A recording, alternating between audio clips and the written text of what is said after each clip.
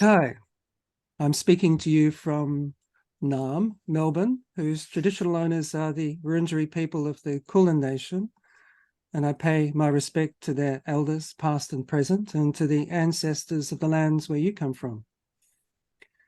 Today, now with your permission, we'll share our learnings over the course of the next hour. Welcome to Reinventing the Wheel, a series of talks for the Knowledge House for Craft. And I'd like to acknowledge some of our members here from the board, Barbara, Kolakesa, Laila, Kamya, amongst others. The Knowledge House for Craft seeks to replenish our understanding of craft through a global conversation where we hear about the meaning of the handmade in a diversity of cultures. These talks are archived in the Knowledge House for Craft Vault, where they will contribute to our dynamic knowledge graph as spokes in the wheel. And as is our custom, we call on the previous speaker to offer a salutation. Previously, we heard from Annapurna Mamadipudi and Vivek Oak to discuss their new book, The Ownership of Knowledge. Unfortunately, they're traveling at the moment, but they wanted to leave a quote from the Indian poet Kabir. And it goes, "Wear a crown of flowers in your head. Wear a crown of flowers on your head. Let its roots reach your heart," which I think reflects a nice duality of the external beauty and inner authenticity that we'll be hearing about today. So I've had two quite important discussions recently about who owns the designs and technical knowledge of craft traditions. The cases have mostly been about appropriation of tribal arts by fashion designers. And here we consider a different field, the design of our physical spaces. This often involves the use of decoration, which adds color, texture, and meaning. While much of this can be prefabricated, countries like India have a strong craft sector to draw on that can introduce authenticity through the handmade. A considerable stir has been created by a recent manifesto of the Indian Institute of Interior Designers, combined with a beautiful book publication, which commits the community of Indian space designers to the respectful use of crafts. The language is quite remarkable. If I can just quote one section for you. "A craftsman on our team is a guru, a teacher who can unlock realms of endless design possibilities, remove all darkness, and bring light into spaces and lives. Utmost respect, reverence, and remuneration for the craftspersons will be part of our professional code and culture. Artisans and craftsmen will be our indispensable collaborators in the symphony of design." So, how did this manifesto come about? What does it imply about the relative partnerships between artisan and designer? How does the manifesto change the way in which craftspersons are commissioned? To answer these questions, we're very fortunate to have Ayush Kasliwal. He's creative director and co-founder of AKFD and Anantaya, an interdisciplinary design company based in Jaipur, India. And he's had a very successful career with many projects, too many to list here, but often involving airports. We've featured some of these in Garland magazine. And most relevant, the Handmade in Rajasthan campaign. So welcome, Ayush, and we look forward to hearing from you about your manifesto and what it is that you hope to achieve through that. Thank you. Thank you, Kevin. And it's an honor to be here and speak with people across the world and share with them a little bit of the context of crafts in India. India is still home to one of the largest maker communities in the world. When we talk about maker communities, it is not a craft with a name per se. It is just the culture of making is so pervasive. People still build a lot of their own homes. Our food, our dress, our habits, our day-to-day habits are very involved with the handmade and the culture of the handmade. There's a very deep respect that we have for something that is done by hand versus something that is done by machine, even today. However, we are on the cusp of a huge change. India has to be seen through many lenses. We are an unbroken culture of the last 4,000 years. And along the way, while we have excelled in the act of making, we've also had with us a huge amount of baggage, which comes with the society, with the caste system, with a lot of other things that have that are a little out of context today. Traditionally, the makers were not necessarily the highest people in the social structure. Consequently, what has happened is that the maker has been disregarded and taken for granted over the centuries and today as well. Now, because aspirations have changed, because societies have changed, because our context overall as a community has changed, the relevance of the craftsperson is also at big question. Many crafts, as simple as making a straight brick wall, are becoming an increasing challenge to find. Now, in India, buildings that you see normally are actually involving a lot of craft. A concrete building will have a scaffolding, which is bamboos tied to each other to make a structure. The formwork of the concrete is also handmade. The bricks are also laid by hand. We often take these skills. And when I say skill, if anybody's ever made a brick wall, you would understand what it takes to make it absolutely straight, make a corner absolutely at right angles.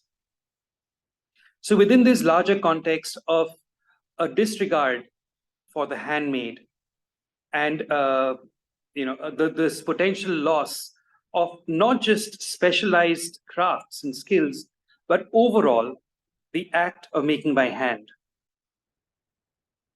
Within this context, we thought about making a manifesto because it is so easy to take something for granted. To understand that a cobbler will always be there to fix your shoes is something that we've taken for granted. But the cobbler is not always there. Now, you might have seen something as common as the Indian sari. The sari itself very often is handmade. But if you think about how the blouse is stitched, that requires extreme skill. And that was a craft that was around the corner when I was growing up. And it's difficult to find somebody to do that now. Again, with this background of a very rapidly vanishing culture, is this sort of, for lack of any other word, this exotification that has gone side by side, where some craft has been taken and exoticized. Oh, this is this craft. But the reality of any craft practice is that it is not one skill, it is a series of processes. And in India, it's a series of people involved. We might look at the weaver who's woven something beautiful, but there's a skill required in the spinning of the yarn, in the carding of the cotton, in the setting up of the loom, in the making of the loom itself, which is very often something that's done by communities and not by individuals. A craft like blue pottery, if anybody of you has seen it, is a series of processes that have come about and by chance together result in a vessel which is beautifully painted. The people who paint the blue pottery are miniature artists. The people who throw it are potters. The people who grind the glass are yet another people. The people who make the paints, the people who make the brushes. So it is a coincidental stringing together of a series of processes that end in that product. Now, if the vessel were handmade and just painted, is it still blue pottery? Would be a question that we'd invite people to ponder over. It's kind of like the Greek story of the ship of Theseus. If all the parts are one by one changed, is it still the same thing in the end? And we are at that point where that question has to be of increasing relevance. Against this background, the manifesto is something that we as a community of interior designers have pondered and thought about and wanted to share and include many people in it. It is not uncommon to find an architect or a designer taking complete credit for the work of not just a craftsperson, but of an entire legacy of crafting. To look at makers as somebody who is an equal partner in the process is not just necessary, but it's exhilarating. It is opening up possibilities that would not exist without these questions, makers, materials, and processes. And we in India still have access to many of those. Also, to put in context, space making is by far the largest employer of makers in India. By far. We often look at India as the land of textiles, and we do have a vast community of textile related arts, crafts. But the building crafts or the space making crafts is something that people do not see very often or count as a craft. Buildings made in lime, palaces, vast palaces. The Padmanabhapuram Palace in south of India is the world's largest wooden structure. These are all made by hand. Most of the temples that are carved in South India are still made by hand. Much of the plaster work that is done is still done by hand. So, and here I know that there's no concrete number that has ever been listed out, because many times the makers are making for themselves, which still makes them makers, but they do not enter the market. There are many makers who make part-time, which is not throughout the year. They're also makers, but are not enumerated. So there is no concrete method of counting makers as of right now. And the last time the Indian census asked the question on what you make was 1974. So that data is hopelessly out of date, but also does not allow us to make concrete policies or to actually take steps on how do we measure our impact. And in this sort of darkness of having nothing to concretely speak about, the manifesto is kind of like a torch, which irrespective of any data or any history or any circumstance still holds relevant. Probably not just in India, but in many parts of the world, particularly as what people call the global south, where making is still very much part of the tradition and economy. I have put together a rough presentation, and this was actually put out to many of the design community to kind of do a little bit of myth busting. So Kevin, do you think we could be able to share the presentation? I apologize, my slight tech challenges there. And this is a background of, again, some of the projects that I worked on till now. Many of you might have seen the Indian charpai. Most people think that there's an issue of scale, or there's an issue of possibilities, and that a craft is ossified into the object it has traditionally been used to make. These are two projects that divert the attention from that. The first, the larger image, is a project we did for the Serendipity Arts Festival, where we took the charpai to create an arena which was not just a single level, but was a charpai integrated with scaffolding, which created a whole space and allowed people to kind of have a theater which was at multiple levels. It was an art exhibition, or it was an art project, wherein we were questioning space and crafts and how things can come together to form micro cities or micro living environments, because space is also a challenge for us. So this was pushing the charpai or the charpai weaving in one direction.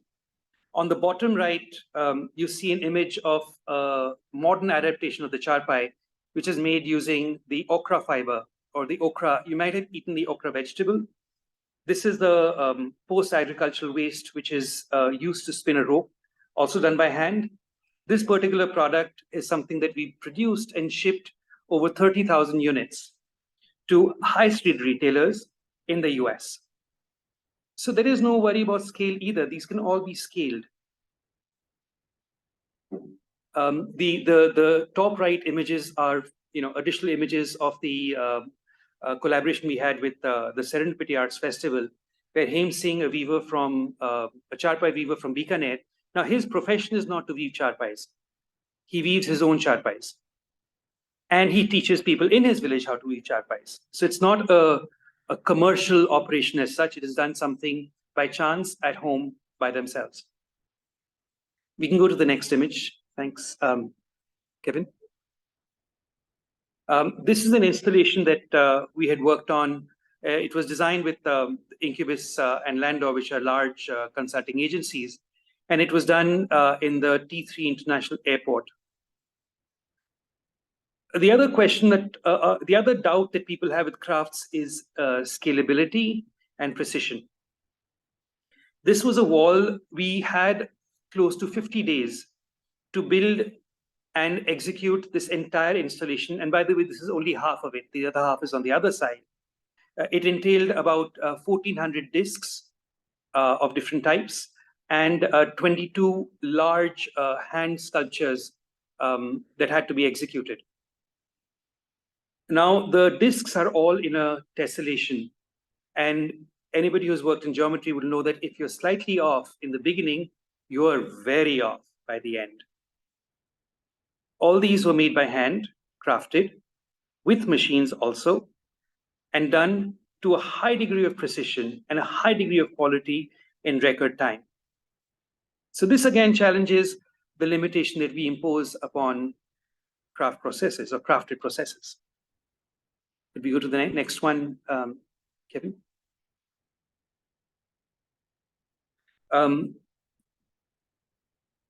Again, precision is very, very good because it is not just something that is repeated, indefinitely, but is repeated with a constant inspection, a constant correction. Craft is an iterative process where we move forward and backward, and as we keep moving forward, we're able to come to a system which assures that things are going to be right. We can go to the next one, Kevin.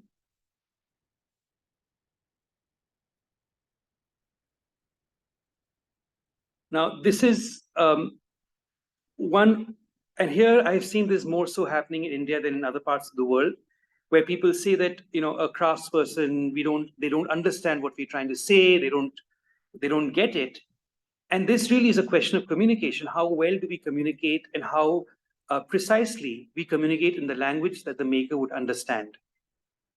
These are, it's a series of objects that were made using the blue pottery crafting process, wherein they use a wooden mold to get the basic shape, because the material itself is it's more like dough. So you can't really throw it on a wheel, but you can form it on a shape, which is then inverted and filled with ash and left out to dry. It's an intervention we did where we used the same series of shapes, but they were joined in different ways to create different forms. In this situation, we need to get the right tools to make the craftsman understand what we intend to do. And the interpretation was not just exactly as I'd imagined it, but much better. Because, in these shapes, especially when you're joining things that are actually symmetric, the axis has to be aligned. Even if you're going off axis, the plane has to be aligned, and that requires a lot of skill. We can go to the next image. There somehow seems to have been this image of a craftsperson working in a thatched hut in a remote village somewhere, with barely any clothes on and making something gorgeous. That is an image that is undignified. Not because of what it is, it's a circumstance, that's perfectly fine. But for an urban gaze to look upon the maker and assume that that is how they are and that is how they should be is something which I do not think affords dignity to the maker. And this, in the Indian context, is particularly important because society plays such a big role in our lives. Our communities play a very big role. And artisans, as far as I've interacted with them, live up to be whatever you expect them to be. So expect them to be bigger, better, prosperous, is our call as makers, as designers, as architects, as specifiers. This image is of a workshop, is of my workshop. And here, a lot of people are traditional craftspeople, but they work in a situation which is comfortable, ventilated, it's climate controlled, it's organized, which allows them to do what they do best. Additionally, there's access to some machines because the hand, the eye, and the brain, they work together. It is not necessary that a process be unnecessarily laborious. If a drill machine is there, what right do I have to tell an artisan that, no, please drill by hand because I want something handmade, whereas I would do everything else with the drill machine? Can we afford and can we share the same access to technology, capital, equipment, machines, and then make a wise choice? In the end, it's all about choice. Does the artisan have a choice? And do we, as specifiers, enable that choice? We can go to the next image, Kevin.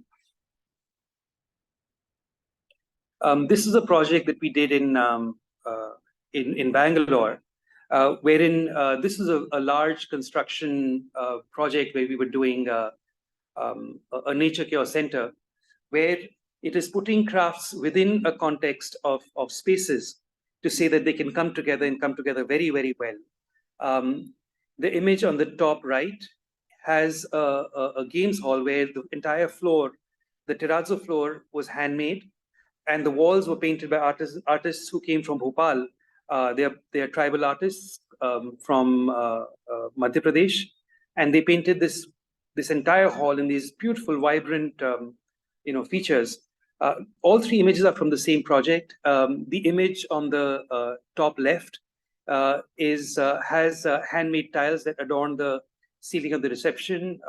The lower part is all carved by temple craftspeople. And the sculpture in front is that of the Garuda, a very common motif used in many parts of Asia, which is made by the Kinnala artists and covered in gold leaf. And the bottom left is an image where a 31-foot by 11-foot mural was painted by artists and craftspeople from Kerala in a very contemporary, parametrically designed part of the same complex. We can move to the next image, Kevin.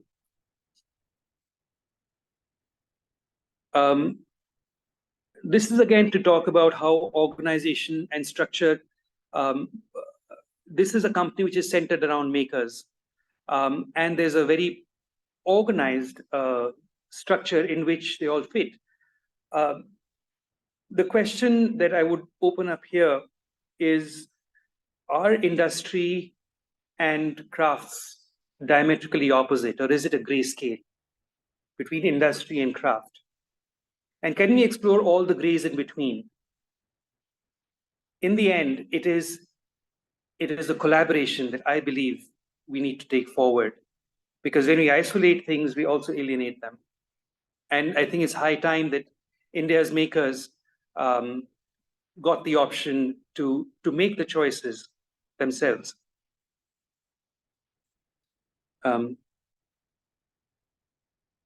Kevin, is there a slide after this, or is it?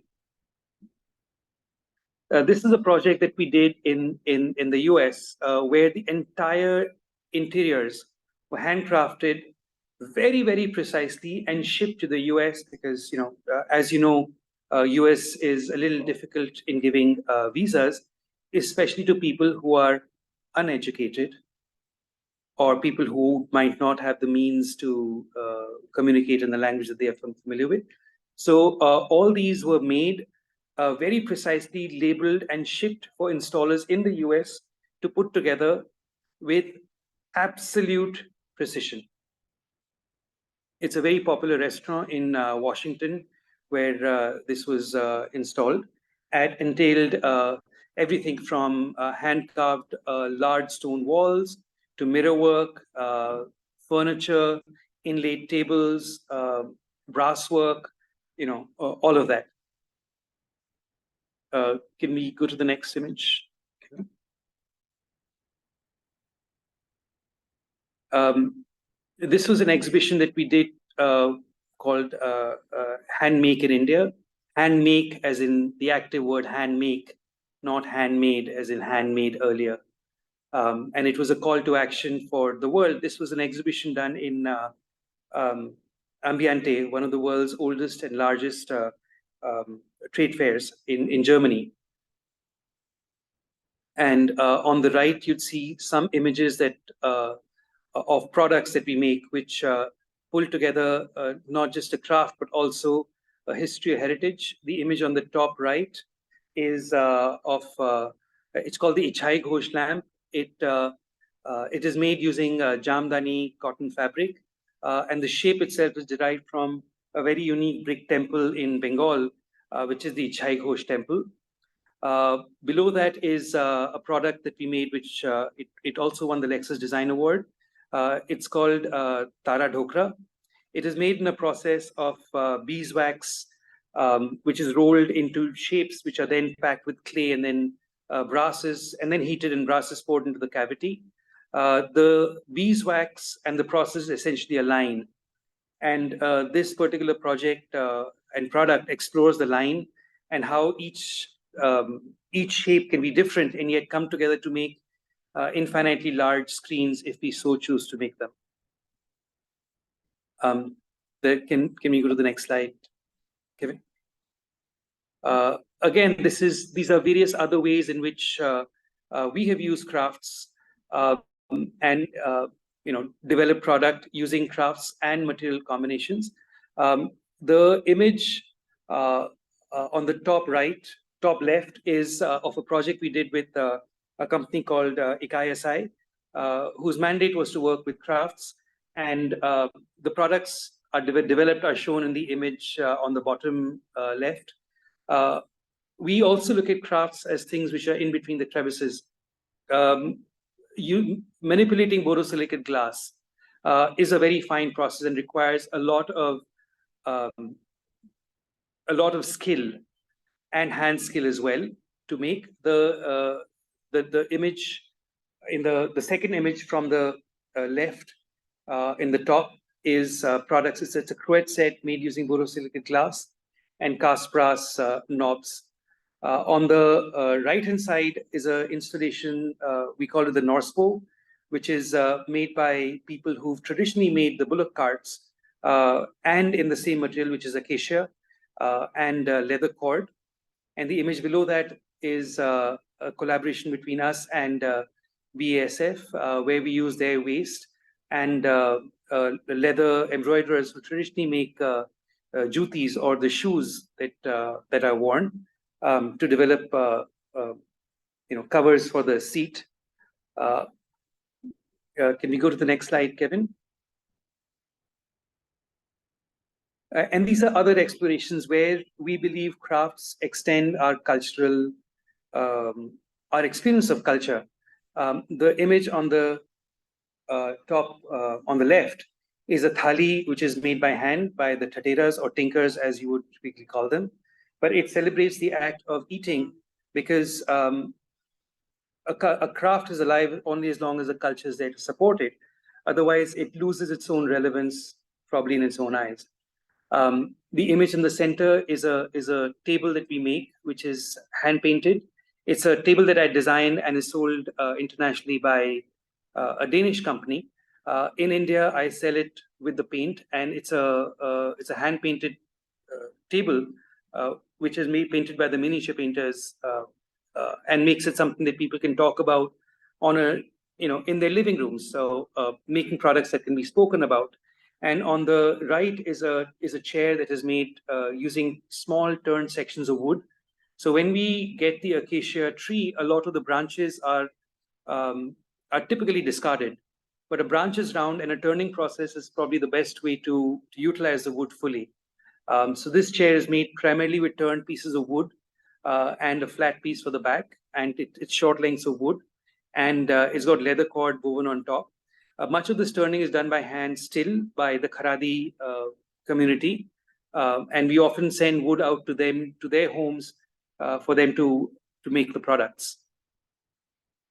We can go to the next image, Kevin. So the world often looks at India as a land of 4 billion people. I look at India as a land of 2.8 billion hands. Handmade is not a product. Handmade is a way in which we live. And in the context of space, live with dignity, live with gainful employment. So that is this presentation that I'd made. If I have time, Kevin, would you like me to quickly speak about the manifesto and the context and the reasoning for it? Yes, that would be terrific. And also any of the practical practices that follow from it in terms of, you mentioned remuneration, recognition, these kinds of things. It'd be interesting to hear about that.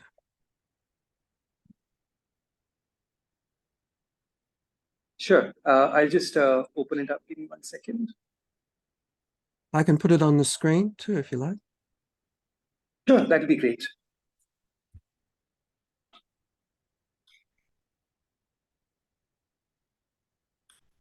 So it reads very much like a pledge, which it is, for me and hopefully for more and more people. We as space designers solemnly pledge our unwavering commitment to the transformative power and immense potential of crafts in our projects. We wholeheartedly embrace the exquisite beauty of handmade creations and cherish the profound connection that they establish with the human spirit. A handmade product goes beyond a product. It has the capacity to touch us, move us, and have an emotional connection. In its inherent variations, in its inherent nature, each piece is unique, pretty much like us, like each one of us. It's a call to celebrate that. We understand that crafts are not mere products, they encompass an entire process.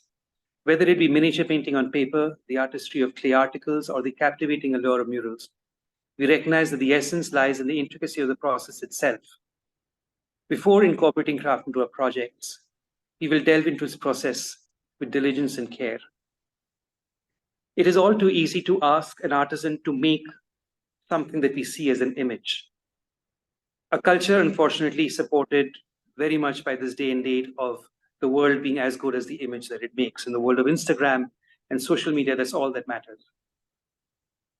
But to really understand what it takes to make it, to understand that when Michelangelo had to paint the Sistine Chapel, how did he have to do it? And be cognizant of the process and the possibilities that it opens up for us. Because we need not take it all the way. We can only take it in part or amplify a smaller part, or at the same time, understand the limitations that one might have in doing it. So we would become reasonable and empathetic of the process when we ask somebody to make it. Tradition holds more than mere embellishments within its embrace. It encompasses logic and sustainable science. To meet evolving needs, we need to harmoniously blend tradition and innovation through the contextual use of crafts. Like master storytellers, we will weave narratives into the fabric of our designs, honoring history, culture, and environment. We commit to understand the context of each craft and seamlessly integrate it into our work.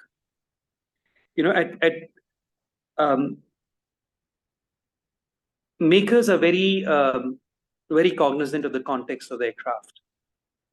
There was at one time a bit of furor caused when this garment called the pitambar. It's a yellow garment printed with in red, which is very often used as a shawl by the Brahmins when they go for worship. It often has the word Ram written on it, and I think some probably unaware designer chose to make bikinis of it, and there was a huge furor.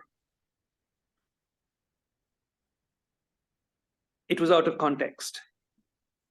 When you work with an artisan and you ask them to make products which are unconnected to the history, logic, or ethos of the craft, we, bit by bit, make the artisan feel a little less relevant. It is not often that people ask a maker, what do you think about something? Do you think that it is beautiful? And that's a question that is of extreme relevance because a craft as a process can be revived, but an aesthetic or a sensibility cannot. When we ask a maker the question, is it beautiful? It is when their idea, their sensibilities come back to life. This aspect is calling on that empathy of reason, of logic, of history, of culture that we are asking specifiers, architects, and designers to be mindful of. A craftsman on our team is a guru, a teacher who can unlock realms of endless design possibilities, remove all darkness, and bring in light into spaces and lives. Utmost respect, reverence, and remuneration for the craftsperson will be part of our professional code and culture. Artisans and craftsmen will be indispensable collaborators in the symphony of design. This is a very, very important question because the statement of remuneration, when one goes to a very experienced person, one automatically expects them to charge a little bit more, because it's not just that time, but it's that entire history and entire learning that a person has spent years honing, making mistakes, learning, developing. When we work with artisans, we often forget that and reduce the interaction or the remuneration to a per hour basis, or how much time does it take to make and pay accordingly. When you go to a teacher, how much time they spend to teach you is really not the question. It's not the basis of remuneration, it's what you gain from it. And if we treat our makers, our artisans and craftspeople as gurus, the way we interact with them and the way we remunerate and pay respect to them will change. While embarking on design, a storytelling journey, we will share the tales of our crafts and craftsmen to our clients, communities, and the world at large. We will infuse our designs with the unique cutting-edge narratives of our rich crafts and power of the human touch to claim the due place and awareness for Indianness in any global design arena with pride. It's very common for many parts of the world to stay claim to a certain design or visual language. I believe the handmade is something that cannot be decoupled from the idea of Indian design. For us to make crafts, or the act of making, our cutting edge, the signature of an Indian way of thought, is a possibility that is very inspiring, for me at least. And I think for many of us also, it is very difficult to separate the idea of India and its makers. So probably if we forge this unity, if we forge this connectedness, and we take it to the world, it might help stake claim to what we call as Indian design. Craft in space design forms the cornerstone of our design philosophy. With the touch of the hand, heart, and head embodied in crafts, we create spaces that resonate with the profound sense of soul. We can transcend the boundaries of design, forging a celestial connection between the earthly and the ethereal. Together, let us celebrate the profound heritage of crafts and design, infusing our creations with the rich tapestry of Indian culture and craftsmanship.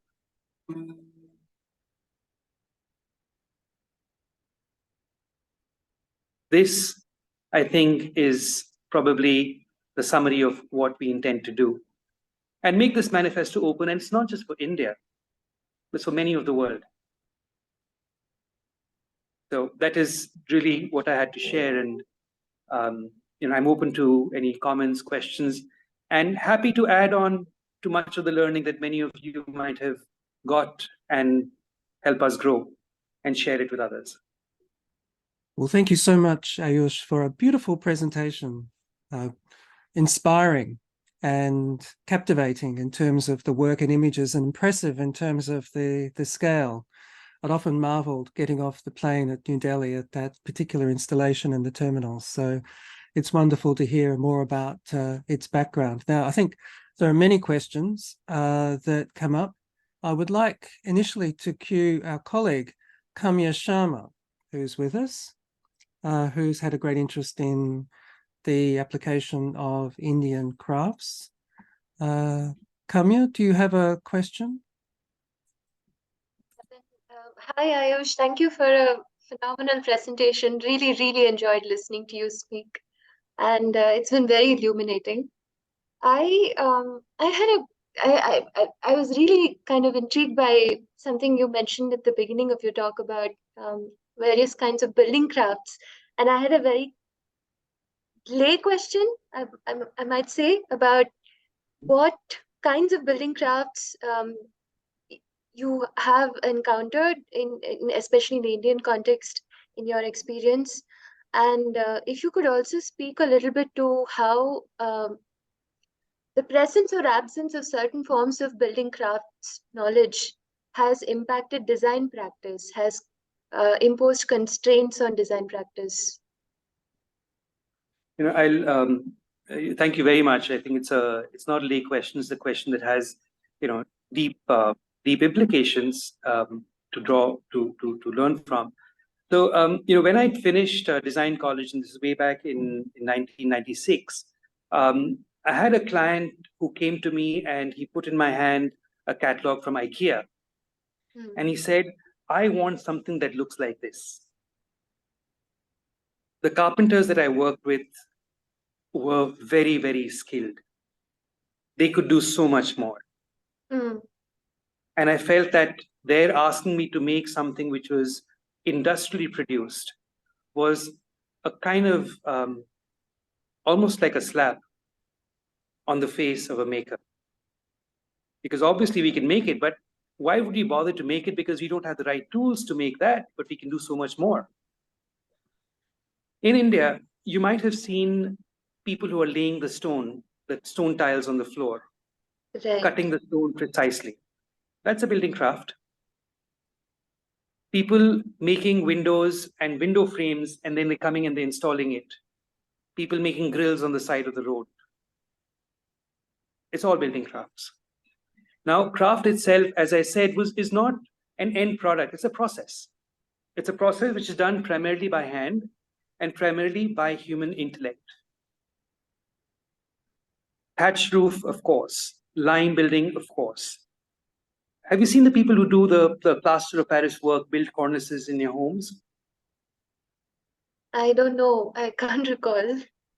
Okay, so you have the plaster of Paris workers who come and they plaster the walls, make them absolutely straight, and they build cornices on the corner of the junction between the ceiling and the walls to create patterns in the center. It's all a craft practice. It's just so deeply embedded that we tend to recognize this only when we find complete absence of it. When I go to the US and I see the projects which are almost devoid of the human hand, is when I immediately recognize this immense luxury that we have around us that kind of largely goes unnoticed.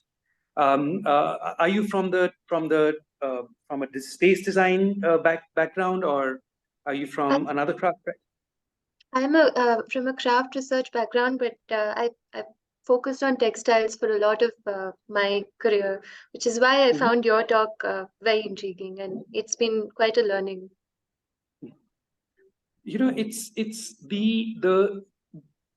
the pervasive involvement of the hand in our industry is so deep and so vast that it is rarely ever recognized. Right from furniture makers who still very often work by hand to if you've seen a lot of the stonework that is done, the stone jalis, I would still, that is still exotic because it happens in one place, happens in a particular circumstance. But every day we have these things happening in our homes. We have people who come to what we call jugaad. is often a craft process as well. The way the plumber, when our house was being built, the plumber would come and join the cast iron pipes using melted lead, and do that at home in a small sort of corner. Very much a craft process. Very unlike the PVC, which is being bonded with adhesive, because that involvement is really not skilled, but the joining of cast iron pipes is. So, if you just, wherever you are, if you just look around you, you'd find the presence of the hand unmistakable, but very often neutered to an industrial, blah. Right. Ayush, I wonder if in the short time we have left, whether you might address an issue that has often come up in our talks, and Laila might chime in here, which is the one of class. You talk about the dignity of working in an environment such as your workshop, compared to the kind of exotic primitivist view of the artisan in a dusty village somewhere. And that kind of raises the question about the audience of space design, which often is associated with particular class, thinking of hotels, airports, and so on, that aren't the same class as the artisans. Whereas in the more traditional view, in the more folkloric one, like in Bhopal and so on, the designs are being made within the village for use. So how do you address that? How do you respond to that particular issue in terms of the way in which you're converting or professionalizing the crafts? I would step this back to one layer, which is, does the maker have the choice? Does the maker have a choice to do other things than what he is, or is he a victim of circumstance? Is the practice of craft something that the maker is doing because he has no other skill, or he has no other option, or is he or she doing it willfully? That is really the question we need to address. And herein, it is not just making, that we get in to make something, but also how much are we remunerating them for it? How are we treating them with respect? Are we making them wait indefinitely to get a payment? Are we giving them a legally binding, a document that if we do not pay, or if a client does not pay, they can sue them? There's so many different ways in which dignity is brought about. And the day a maker is making by choice instead of by circumstance is the day we will be somewhat victorious. When we talk about class, class is an imposition. It is not an absolute. So when, as an upper class person, I say, no, you have to sit at my foot, is when you're imposing class. But if we sit together and travel in the same bus, we are not imposing class. So here it is, in my belief, it is giving due respect in the form of how we interact, in the form of how we remunerate, in the form of how we communicate with a maker, is when we are actually addressing the question. A maker is very often flexible enough in their mind to sit at equal ease in any place, provided they had the respect that is due. Gandhi was a maker to a large extent, but he sat with equal comfort at the round table with the king of Britain as he did with the viewers of Vidarbha. Can we allow our artisans the same dignity in their own eyes to sit at equal place with an architect, specifier, client? And that is really a call that we take. Do we give that respect, and do we allow that? Do we give them a name that, Sadiq Bhai, this is the person who made it, and his name is Sadiq Khan. Good. Well, obviously you've thought carefully about this, which is very much appreciated, Ayush, and the issue of freedom of choice is a very important one. Unless anybody else has a question. Kevin, can I just Yes, Laila, step in? there you are. Good. Sorry, I'm on audio. I was having a hard time connecting. Thank you, Ayush, for a wonderful presentation. That was really enlightening. And I'm a big fan, obviously, of Indian crafts. I'm actually fascinated by the richness of your culture and your craft tradition. So, and I come from a part of the world, from Kuwait, where we have lost most of our craft traditions. And in fact, you can count the artisans we have, on your fingers, and really they're used as display items rather than given the dignity they deserve as craftsmen. So my struggle always in this part of the world is that, in a sense, because we no longer have these crafts tradition, we also no longer have the appreciation or the understanding that goes with them. So oftentimes when I talk to people, they cannot tell the difference between a 3D made object or a handmade object. And so the issue isn't a supply one, really it's a demand one. So when I say, look, this is a beautiful piece because it's handmade, because it's it's individual, and it has history behind it. But for them, and especially that oftentimes the craft tend to be more expensive, they will always say, well, we can't tell the difference, we don't care. So in a way, when you lose a skill, you don't lose a skill, you lose culture. So how do you reconcile this, and how much do you come across this phenomenon in India? Thank you. Thanks. I think it's a brilliant question, and you're saying that when you lose a skill, you lose a culture, is so true. You just don't lose a culture that's associated with it, but you lose a whole sensibility. It's like you get a lobotomy of sorts. Yes. And I would probably look at it in another way. If a person has never, touched a needle and thread, how would they ever appreciate a kantha embroidery? So the question is not just a craft product being available, but a craftsperson inside each one of us having lived or died. It's a an artisan I met, he put it in a very nice way. He said, "Have hands, will make." And I think it's so beautiful that if people have hands, why not handmade? And if everybody were to just do as much as darn a sock or stitch on a broken button, there is a craftsperson inside each one of them. And if we can make, if the so-called crafted products are not available, can we get people to just make small things? And it's not that it's not there. You'd find people making beautiful dishes. You'd find a barber cutting hair. All these are craft processes. They're not simple ones. They all have their own nuances. So to get people to start seeing that handmade is not out there, it is in here, and it's all around us. And where else can we find it? It's like if you tell somebody about diamonds and say that, no, it's not out there in South Africa, it's somewhere around here. Look for it, search for it. Where is it around you? And then if we start from that point, then probably people will start celebrating more than just a product, but a process. Thank you. I like that. I'm going to use the craftsman we carry inside. I'm going to use that. Thank you so much. That was great.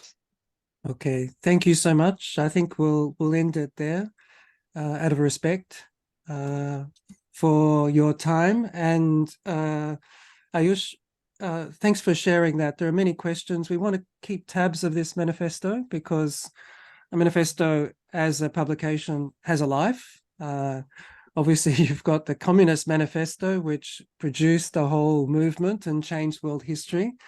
We hope there's a glimmer of that with your manifesto to see what sort of actions it takes, and perhaps even to publish a story or two about some of the projects so that we can hear the names of the artisans and where they come from and their background. And obviously, you have enormous respect for their skills, and it's a great sign, positive sign, in terms of what's happening in India at the moment. And as we heard from Lila in Kuwait and many other countries, it's perhaps a a call for us to also recognize and appreciate the crafts where we come from. So, dhanyavad. Thank you so much. Thank you.